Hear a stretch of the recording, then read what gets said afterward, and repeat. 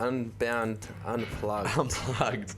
Episode 41? 41, yeah. Like, so think about it, like, this is the argument I have with a lot of people. And, like, I'll do their scan, and even their scan is their base metabolic rate ends up being more than what they're consuming at the moment. And that's their base. That's them living in a bloody hospital bed 24 hours a day. It's just to keep the lights on. Yeah. That is more than what they're consuming. So then their rate just goes, and it's insane, because then I'm talking to them and I'm like, hey, like, especially women, because women's the easy one I can compare against, because I just compare against Renee. So Renee told me she eats 2,500 calories. She's 59 kilos, and she's very active. So very active lifestyle, which does inherently push it up a little bit, but not by much. Like, she's not walking 25,000 steps a day on top of all of her incredible training. Most athletes we know are very lazy. Right? Oh, yeah, the training's like the only activity they do. Yeah. And then they're laying down all day, or they're behind a computer, or they're at a coffee shop. Yeah. They're not walking. Complaining about how sore they are. There's very few that, will work a 16-hour day on the floor. Like, that just, athletes at the top level just don't do that. No, exactly. And it's like, so unless you're in that spectrum where you're an athlete, which most people aren't, so they're at the regular person spectrum, you still need to be consuming adequate calories to be able to live. I think we've jumped podcasts, but that's fine. We'll start with the calorie podcast. We're meant to do the other one, but that's okay. We'll come back to the injury prevention one. But calories. One of the things with calories is, okay, it's a good question. So this is It'll vary for everyone. But this will be also the question I get a lot from a lot of people is, won't I gain weight if I increase my calories? The answer is yes. Obviously you will. But most of the weight, so people will be like, I gained 3 kilos in 4 days. That's what I got. That was one of the responses I got. And I just said to the person, I was like, hey, like, that is literally impossible. Like, unless you are consuming, like, to gain a kilo of fat, it's 7,500 calories in surplus. So unless you're consuming 7,500 calories in surplus, right, in the over the 4 days, which would mean that you're consuming an additional, roughly 1,800 calories per day additionally off the bat, not your increase by 100 per day, 1,800 per day. You're having a family Hungry Jacks pack every day. Extra on top of the rest of your diet, then it's not going to be all fat. Most of it's probably just water. Like, it's just composition shift, and that's where people just don't understand, like, things like, you're starting to store more glycogen in your muscles, you're starting to store more, like, water retention goes up, things start to shift around, like, that's normal. So there's always going to be a bit of a recomposition stage, and then the body will kind of settle, and then it'll go through like that adaptation process, and then eventually you ideally start to move more, start to have that increase, and then you burn more fat. Yeah. So it's like you still require deficit to burn fat. It's just one of the things where it's like you look at someone who's what we would say under consuming, and when we say under consuming, the reason we say under consuming is because there's a bit of a guideline in terms of health parameters and what you should be consuming in terms of protein and carbohydrates and fats. So if you look at hormone regulation, you look at cell turnover, things like that, like the nutrients have to be there for that. So like those processes require energy, and you're just not providing enough energy for those processes to happen adequately. Yeah. All right. And that's where we go, okay, we need to move you up. So someone might sit there and be like, oh, I'm on 1,500 calories, and they're young, all right? They're 21, they're 22, and they want an active lifestyle. And it's like, that's just not worth the trade-off. Why are you going to drop them to 1,100? There's no way they're going to be able to consume enough protein, get enough fats in, have enough carbohydrates. And then you see it all the time. They become these angry, short, like snappy people. Like there's almost these personality shifts as where you go and you move someone up, and it takes a little bit longer, but it's a much more sustainable process. And then it gives more leeway, because ideally what ends up happening is you'll see with Renee. So what happened with Renee when she increased her food? Like everyone noticed the change in her training. All right, she trained harder, she started lifting heavier, her confidence went up, she's more energetic when you talk to her, she's more banterous. Like, I don't know if you guys have noticed, but even at work, like she's more fidgety, she's running hotter. All right, but that's because she's providing more energy to do so. And then the adaptation kind of comes from the training and everything like that as well. Yeah. As where for most people, reality is we're giving out prescriptions where it's like, you just need to walk 30 minutes a day. And I'm like, I'm sorry, but the phone, the car, the changes that we have in terms of technology and our lifestyles, that's not enough. Like, you're talking about hundreds of years of evolution where it was like you were always moving. Right? It was like that hunter-gatherer thing. That's not going to be undone in 50 years. Yeah. Like, people need to move more and they need to train harder.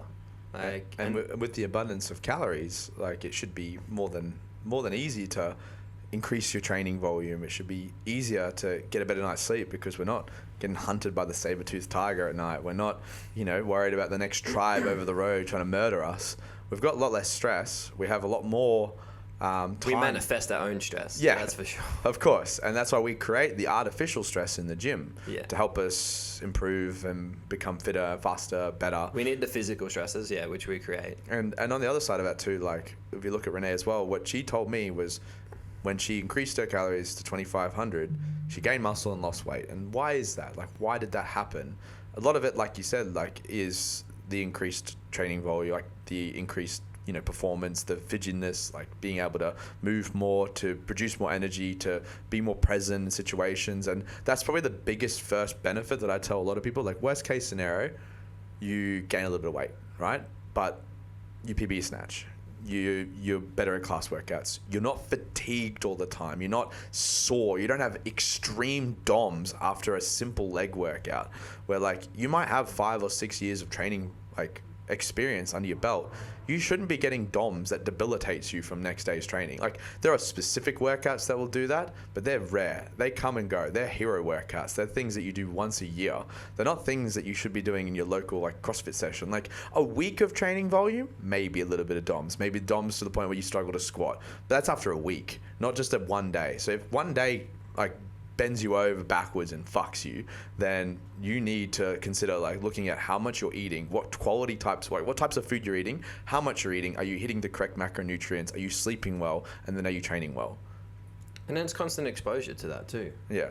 Like, a lot of people, I mean, you look at most people, it's like 1 or 2 days of good eating, next day they're back on shit food. Yeah.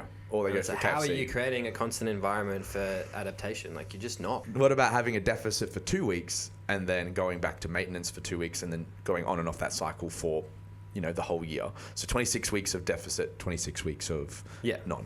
Yeah, so 2 on, 2 off, which is basically stress exposure. So exposing your body to a deficit is stressful. You got to be very disciplined. There's a lot of pressure. There's a lot of things that come with it. So having the 2 week, obviously you're going to have a stress increase in terms of how your body responds, and there's that change. And then having a 2 week break, for some people, just makes it a little bit more tolerable.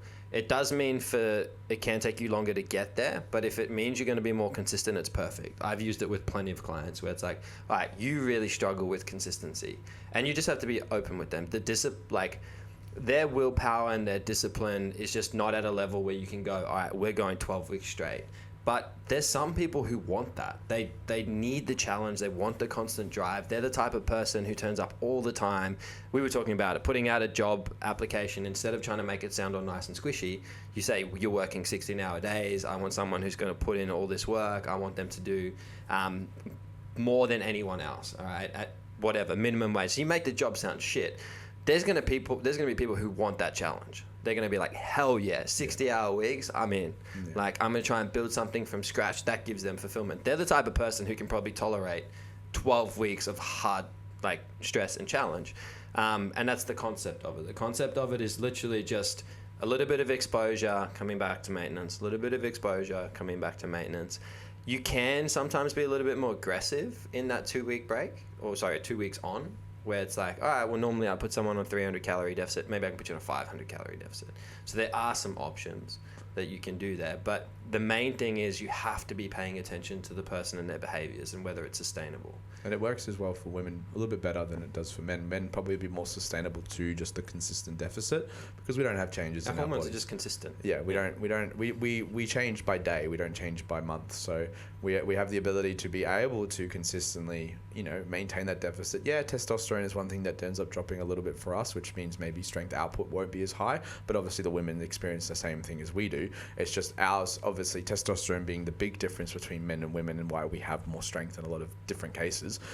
It can be a little bit like upsetting for some men. They can start to feel a little bit down, depressed, fatigued just through that testosterone drop. But for the women, it actually suits a little bit better for their cycles. The 2 weeks that they are off cycle, they've just come off. They're in the stage where they have more energy and things like that. That's probably a prime week for them to have the deficit. And then the week that they are kind of closing into their period, they go through ovulation, whatever. That's generally where you'll put their maintenance. Yeah, you give them the extra calories because they need it. They need 100 to 300 extra calories per day during that period of time because they're excreting all this this excess from their body. And then that's it all requires energy. It does, and that's probably a good way to frame it. The other side of it too is is just looking at people who are from who have a similar background, and the differences, like people who, like you are right now, fidgeters generally burn up to 1,800 extra calories per day versus people who sit still and do nothing. Yeah, and I struggle to put on weight. Yeah, that's the thing. People are like, oh, his metabolism must be so high, but maybe his movement is just higher than yours. Looking at a BMR, or base metabolic rate. I mean, you look at that like it is. Like Matt and I used to wear our watches when we'd coach class. We coached the same class. I would do 5Ks in one class. Matt would do 2.5. So it was like, literally, we both did the same job. We worked for the same amount of time, but one of us would just cover more distance. Yeah, and that's just like, you as a person. I feel like for someone like me, under fatigue, I have more energy than the average person. I just have more. I can draw from more. Obviously, it gets to a point where I also run out of energy, but I just feel like I have more energy with less. So I'm actually quite good on a deficit, whereas I can still hit my numbers. I still feel strong, even though I'm consuming, minus 200 to 300 calories, per day. I still have that energy. Some people might not react very well to that. So you just got to be realistic with strength goals as well. Know, like, hey, I'm at a deficit. That's an interesting one, because it's like, I wonder if that is to do with the fact that we spoke about perception is projection. Yeah. And you obviously have had a scenario where you were like, oh, I'm in a deficit, but I still train fine. So you now understand that? Like, you don't think of it as in, like, I can't train as hard because I'm in a deficit? Yeah. So it's interesting whether that has a lot to do with it. Yeah, I don't know if you saw the study where they were doing the perception study. Perception is projection. And the study is, they have a group of women, all right, and the group of women are going for a job application, all right, so they're going for an interview. And what they do is they tell them that they put a fake scar on their face, all right? And what they're looking at is whether they're treated differently or whether they feel like they're being, They feel like they're being kind of like, whether it's going to affect the application process, all right, discriminated against. And what happens is they get this all done and they go in and they go, oh, hang on, I need to touch up your makeup. And when they touch up the makeup, they remove the scar, but they don't tell them, all right? And they send them into the room and they go to the interview. They all came back and reported discrimination. And they were talking about the concept of perception is projection, because they perceived they had the scar and it was going to affect the interview process. That's exactly what they took away from the interview process. Yeah. And it's like, it's quite fascinating because it obviously is just diving into the power of the mind. Yeah, and maybe like the perception of putting on weight as well. It might be the same thing. If you feel like adding more calories is going to make you fatter, maybe it actually will make you fatter because your cortisol rises. You stress more. When you stress more, it's easier to, gain fat because your body's like, I need to survive. I'm stressing.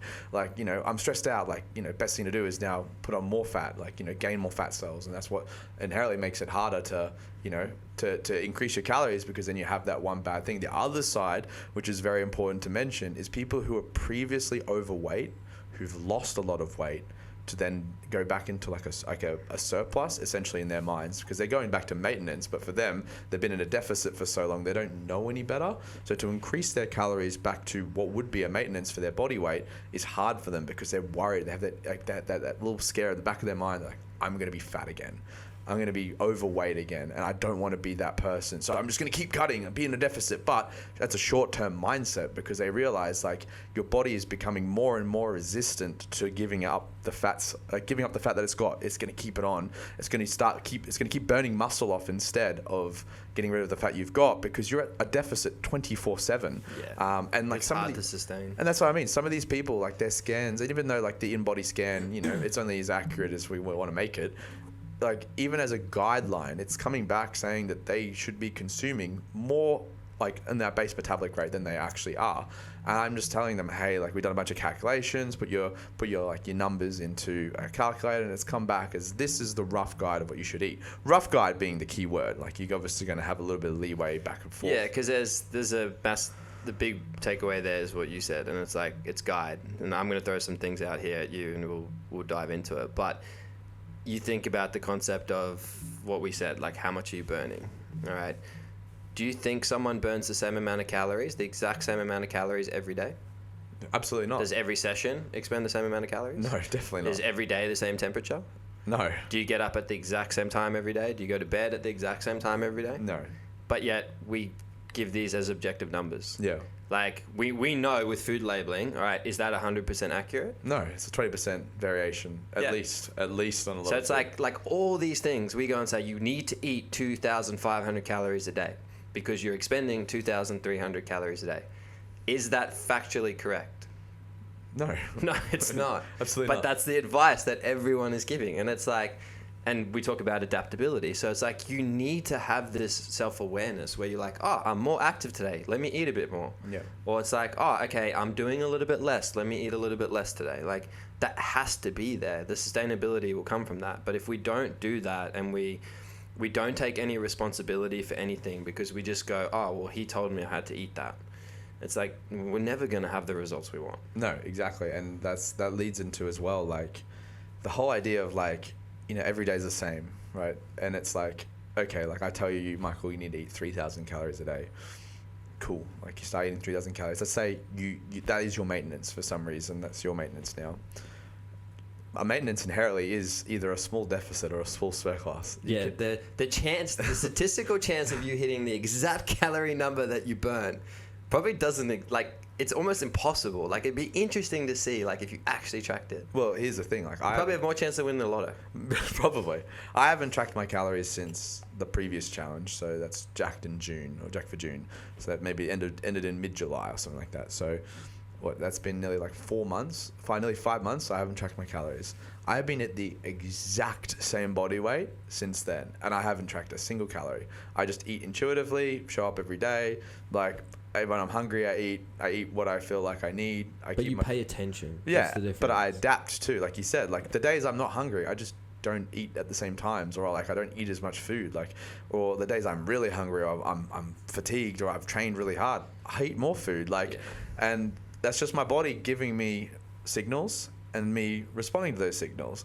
But like that's after, you know, years of understanding my own body, what works, what doesn't work. If you're someone who's like super resistant to that change, then you're never going to experience anything better than what you've already got. So you might have had that previous success of losing a lot of weight to start with because you were already over consuming calories and under moving. Then you change that around to under consuming calories and over moving. So you swapped the script, your body was like, wow, cool, respond.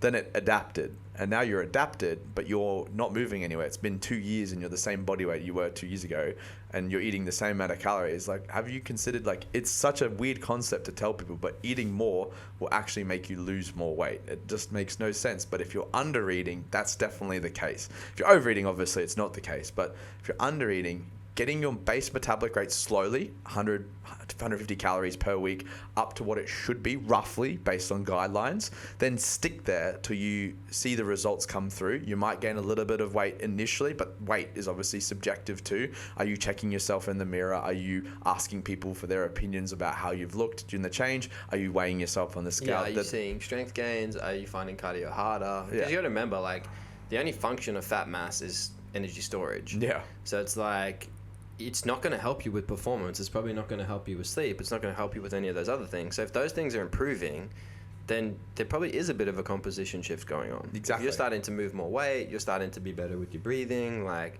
a lot of your smooth muscles are starting to perform a lot better, then those are the things where we have to pay attention. And then once you get to that point, maintain it for as long as possible until you stop seeing results, then make adjustments. You know what I mean? Like maybe you stick at a maintenance for 12 weeks. This maintenance, you lose 2-3% body fat, you gain 2-3% muscle, but then you notice like, okay, I'm not moving anywhere. Now I make adjustments. Now I know that, okay, this is my metabolic rate for this body weight. And each body weight is going to have its own like calorie expenditure and calorie requirements. When I was 80 kilos, I was eating 3,000 2,600 calories as a maintenance. When I'm now 85 kilos, I'm eating 4,000 calories. So why is there a 110 kilo male eating like 1,000 calories less than me? Even just day-to-day living, he should be consuming more than me. Like, it doesn't make sense that I'm consuming so much, and I'm not overly active, like 90 minutes a day. Yeah, I walk quite a lot around the gym, maybe 10,000-15,000 steps, but like, it's not like an endurance runner's like lifestyle. Like I just doesn't make any sense to me on paper, and that's why like when I tell people this, it seems so outlandish and like, you know, but it's pretty obvious in my opinion. It's like, okay, get your base metabolic rate up, hit the calories you need to hit, consistently eat at that calories until you see all the results. Once you stop moving, then make an adjustment depending on your goals. And you're most likely fine. Like when you zoom out and you look at the week, they maybe had, like he probably had those days where he's at 2.5, and then Saturday, Sunday he's out drinking, partying, he's eating all the food, KFC, he's at 4,000 or 5,000 calories. So it's like, that's the thing. Like a lot of these people that are putting on the fat mass, it's because they're just not balanced in the week. Yeah. So they might have these low days, but they've got just as many high days. Yeah.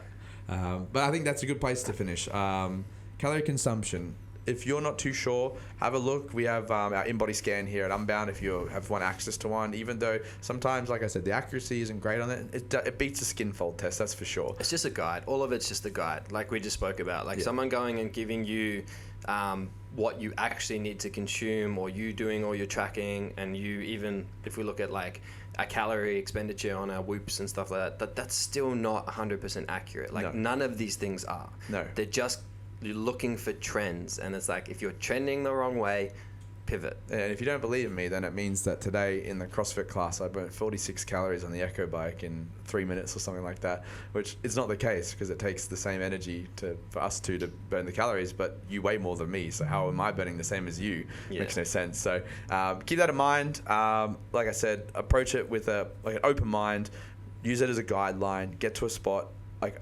auto-regulate yourself, make sure you are in the right area, and then when you stop getting the results you want, make the chance to pivot. Look at either reducing or increasing your calories, see if there's a result. If it's not the result you want, you're not going to put on 10 kilos in a week, so calm down. Like just pivot. Like it's so simple. People just they put on a little bit of weight, then they get overwhelmed, and then guess what they do? They go off the rails. You want to be a tinkerer with your training, and you want to be like that with your food. Exactly. Well, that's a good place to end episode 41, Calorie Consumption.